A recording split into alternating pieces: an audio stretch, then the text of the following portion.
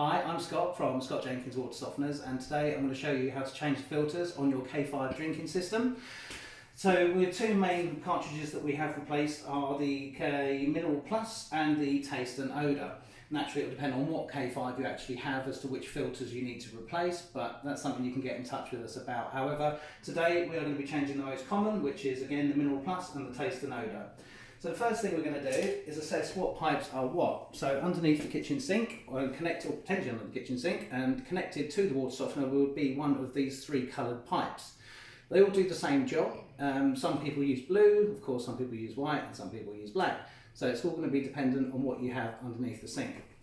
Moving on from that, of course the first thing after that we need to do is to isolate the water softener. We'll find that we have the traditional washing machine valve, which of course when it's in line with the pipe it means that the water is on. Turn it against the pipe, of course the water is off. You may also find that you've got a traditional isolation valve. Now with this one you have a little screwdriver slot in the middle. So again, with plumbing, when things are going across the pipe it means that the water is off, and then once we turn it to run in line with the pipe, that's the water on. So that's on and that is off. So once we've worked all that out, we then get ourselves to the K5, and this is it underneath the sink in this instance. What I'm going to do is put a convenient little tray down to catch any drops and pull the drinking system forward. So I'm going to follow the pipe to the pipe work, the copper pipe work. Some instances of course it would be copper. So it's the blue one on the back here. So if you follow the blue pipe away around, it will soon lead us to the valve. And here's the valve. In my instance it's just here. So I'm going to just turn that off. I'm going to release the vacuum and the pressure from the system by opening up the tap. Okay. The other thing to take into account is this blue needle. So this blue needle is, as you can see, rather low. When we put the new filters in, the needle's going to pop right back up, and that is our indicator of how long the filter has until it expires. So you may have already found out that your filters have expired by the water pressure coming to a halt on its own. So if you go to the tap and you notice that the flow rate is reducing, that is because your filter needs to be changed. So moving on, we open up filter sides. They're just on a magnet. They should be a little reminder of where all the filters and cartridges go. So what we're changing today is the remineralisation cartridge and the taste and odour cartridge here at the front. So what I'm going to do, now that I've isolated the water, get the two cartridges ready. And we're going to start with the Mineral Plus one at the back. So we just twist. It's a bit of a knack, but you'll get there. You get hold of it, give it a twist, that drops out. Conveniently enough for me, the kitchen sink's right there, so I'm just going to drop it. Of course water's going to come out, it's not a panic. And then we just guide this area to the underside of the filter housing.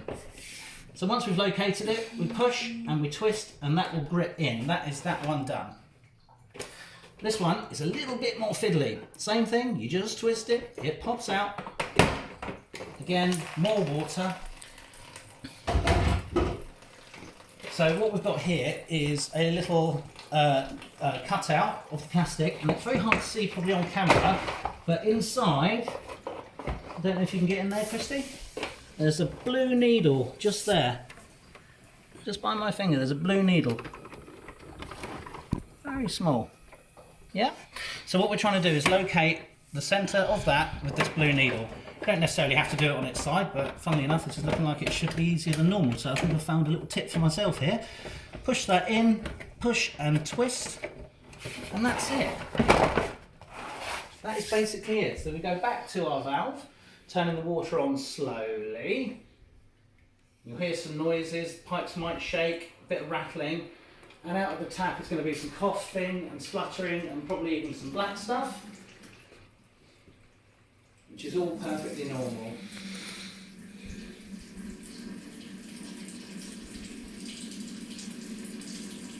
And if we go back to the needle, you'll see that that's risen back up. Okay. So again, the flow will be a bit spluttery, but we just have to let that run. It will soon calm down. You could run a whole tank's worth out, and from the holding tank, what that means is just let all the water go until the water pressures dropped completely. Turn the water off again, and then allow maybe an hour to 2 hours for the tank to recharge. And that's all we do. Once we've done that, we get our little towel, dry things off.